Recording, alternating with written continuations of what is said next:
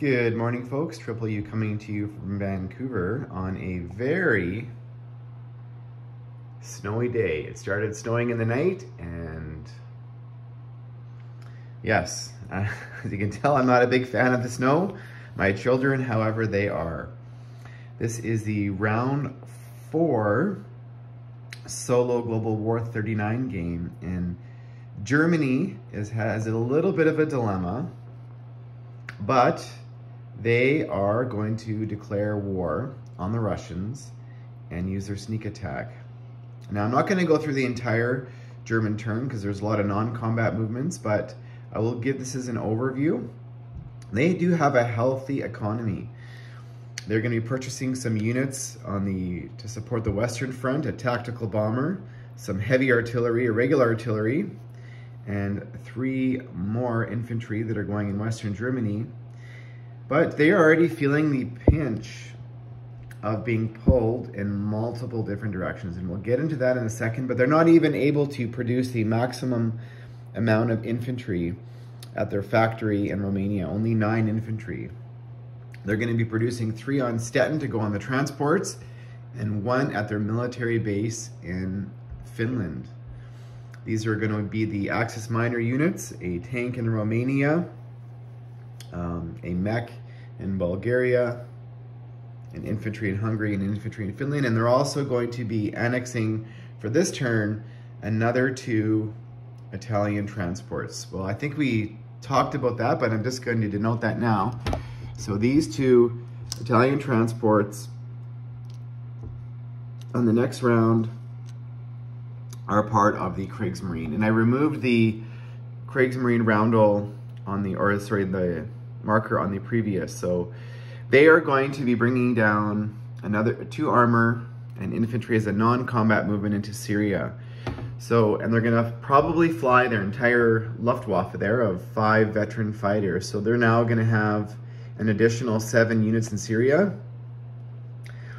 And if the British want to wipe it out, they probably could, but they might not want to do that, because then the entire Italian Air Force from here can come in with another 3 fully loaded transports next turn. So that probably means that in doing so, Cairo is at risk at falling. So it's a real battle of attrition now. The fact that the Germans are bringing 4 ground units down per turn, they are winning that battle of attrition, but it has a cost. And what is that cost? Well, we just discussed here, you know, they're being pulled. They're not able to get any fast movers or any tanks or much to the Eastern Front. They're committed to buying infantry. And that's okay this turn, but are they going to continue to be able? They didn't even buy submarines this round. I wanted to commit to buying 2 submarines, but however, now this is something that could come back to bite me in the rear end. I know what Kurt would probably do. He'd probably not buy all these units for France. He'd probably be buying 4 submarines. So if the Canadians wanted to do a landing, come across, they would lose their navy. But this is something I wanted to point out, is this factory here in France, it's actually a minor, can only produce 3 units per turn. And the Allies are eventually coming, so I need to bulk it up eventually.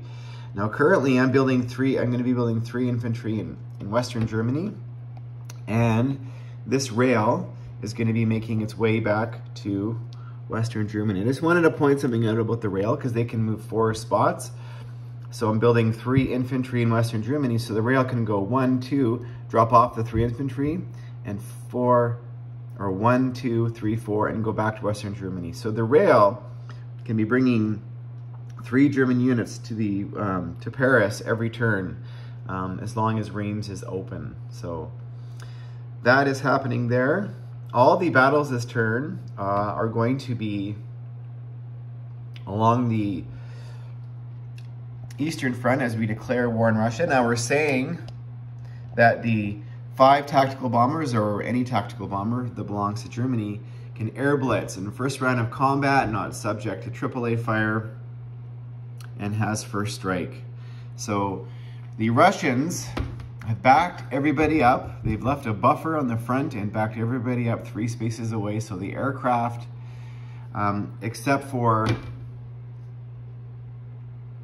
here in, no, what is that?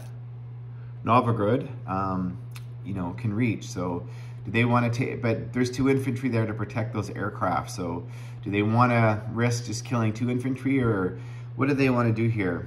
Now we're also saying that one territory that the Germans take this turn that the Russians cannot take back on the subsequent German or Russian turn. So we're denoting that territory as Leningrad. There's 2 units there. They have a fortification.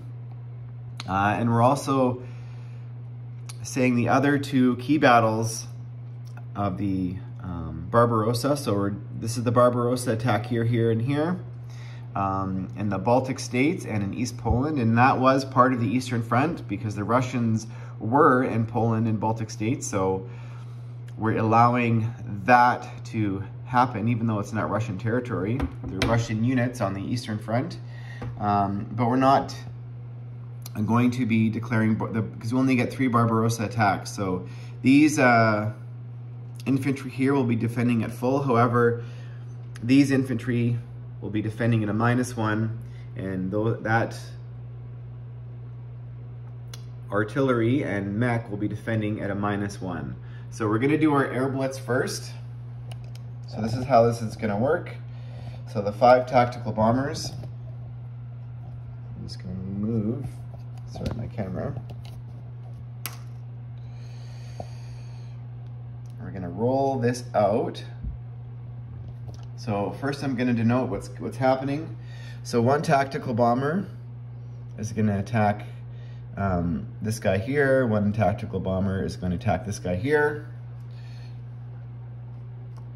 1 tactical bomber is going into Leningrad, and another 2 are going into Karelia. They do not want the Russians to have a follow-up counterattack. So should we roll that first? Should we say this is in 2 phases, or just roll it all at once?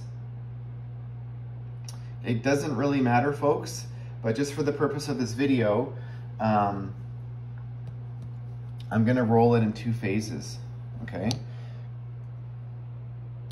But technically you would, you know what, technically you would not, because you might send, I'm not gonna send that unit there, so those attacks needed to be supported if they're supported, especially along the Eastern Front, so we're not gonna allow that to happen.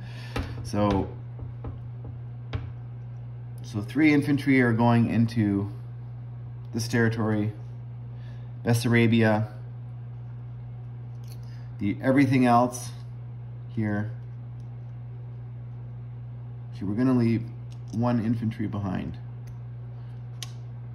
It's going into Western Ukraine along with everything else. Minus this light armor, okay? So that's happening there along the frontier. The transport is picking up an armor and an infantry, and another transport's picking up a mech and an artillery, and they are going into Leningrad. And they have a coastal bombard of the battleship and cruiser. I'm just going to pull these units out so we can see them.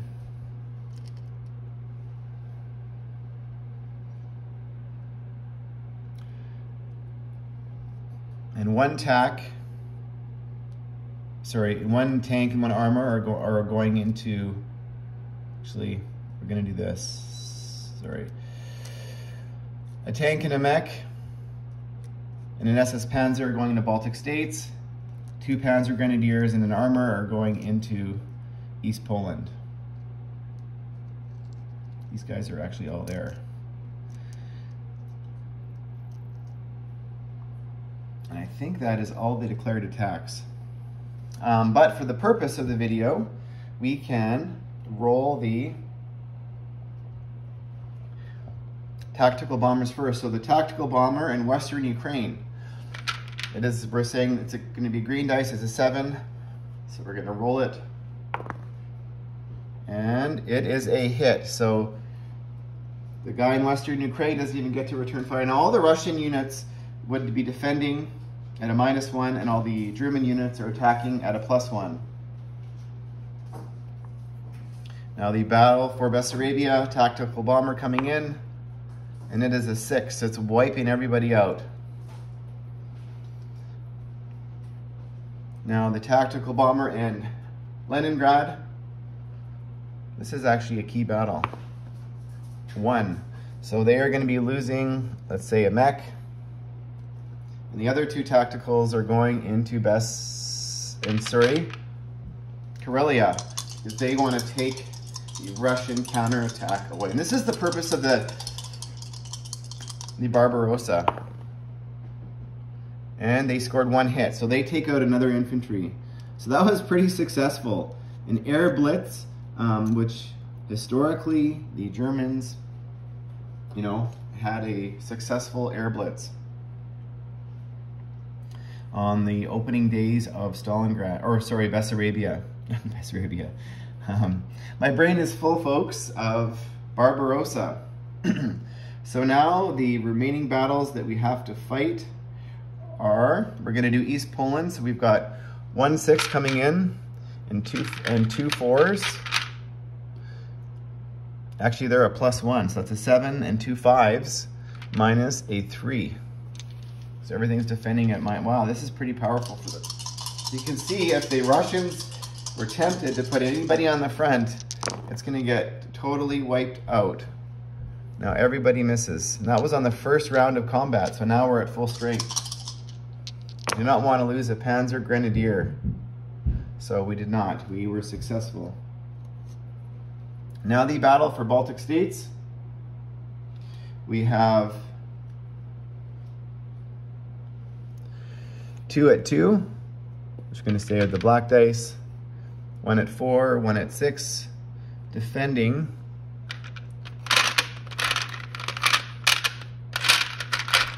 One at 4. Now everything's +1 on the German side, so it's actually a 3, a 4, and a 7 versus a 3. We just need 1 hit. And all misses again, so now everything's regular. Regular strength. And the Russians have not inflicted a casualty yet. Now the key battle. So the fortification actually negates the +1 -1 because the fortification does the opposite. However, the fortification does also return 2 at 5, and there's no infantry there, so it's returning 1 at 4. Okay, so that's the fortification. That's why we wanted to hit that. We could have sent another tactical in to wipe it out, but we're worried about the counterattack. So coming in, we have 1 at 6, 1 at 4 for the Custom Bombard. Another 6 for the armor.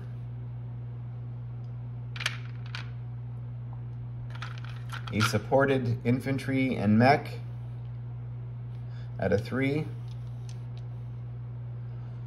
And a infantry at a 2.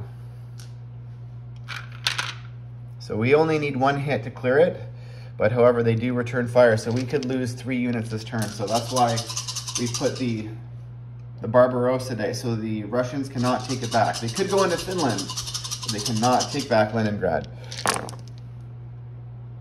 And we scored 4 hits. And the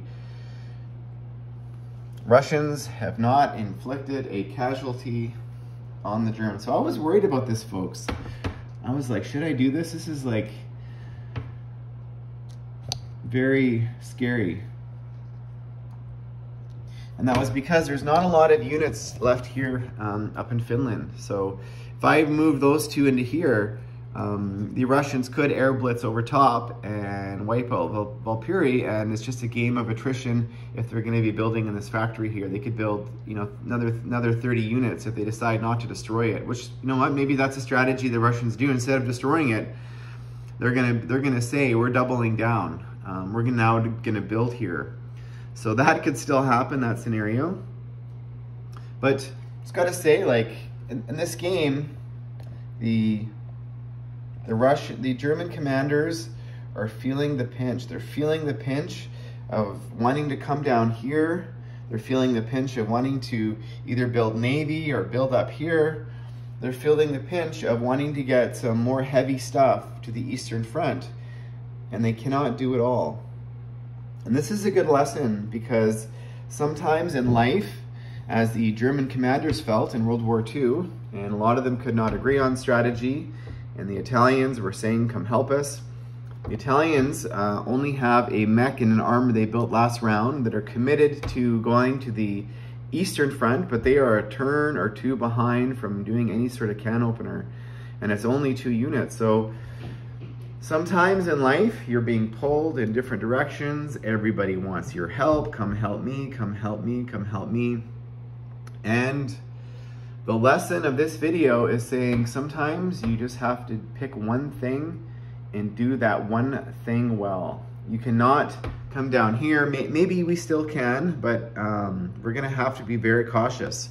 We're gonna have to be very cautious in how we do up here, because I don't think we can ignore, but the lesson here is pick one thing in life and do that one thing well. So I'm gonna be doing all the non-combat movements, which is gonna be a lot of thinking, so I don't wanna subject you to that. That's not gonna be fun to watch. So this is the Barbarossa. So thanks for watching, folks.